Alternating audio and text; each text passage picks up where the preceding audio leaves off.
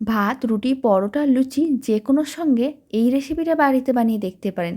খুব কম সময়ের মধ্যে রেডি হয়ে যায়, খেতেও বেশ ভালো হয়। ছোট থেকে বড় যে কেউ পছন্দ করবে।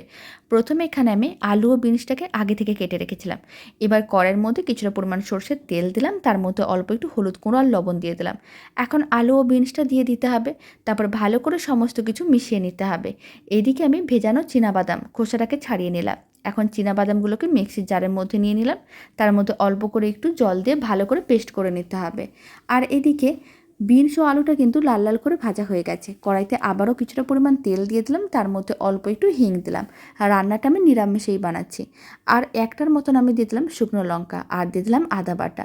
মশলাগুলোকে নাড়াচাড়া করে ভেজে নিতে হবে। তারপরেই কিন্তু এর মধ্যে দিতে হবে চীনাবাদাম বাটাটা। অল্প একটু হলুদ গুঁড়ো দিতে হবে, আর সমস্ত কিছু ভালো করে মিশিয়ে নিতে হবে। যখন মশলাটা বেশ এরকমই শুকনো হয়ে আসবে, তখন ভেজে রাখা আলু ও বিনসটা দিয়ে দিতে হবে। আর খুব ভালো করে সমস্ত কিছু মিশিয়ে নিতে হবে। অল্প একটু জলও দিতে হবে, আর স্বাদ অনুযায়ী লবণ চিনি দিয়ে ভালো করে মিশিয়ে মিডিয়াম টু হাই ফ্লেমে 5 থেকে 7 মিনিট রান্না করে নিতে হবে। যা ভাত, রুটি, পরোটা যে কোনো সঙ্গে খেতে বেশ ভালো লাগে। আপনারাও বাড়িতে বানিয়ে দেখতে পারেন, আশা করি আপনাদেরও খুবই ভালো লাগবে। আর এই রান্নাটি করার জন্য খুব বেশি মশলারও প্রয়োজন পড়ে না।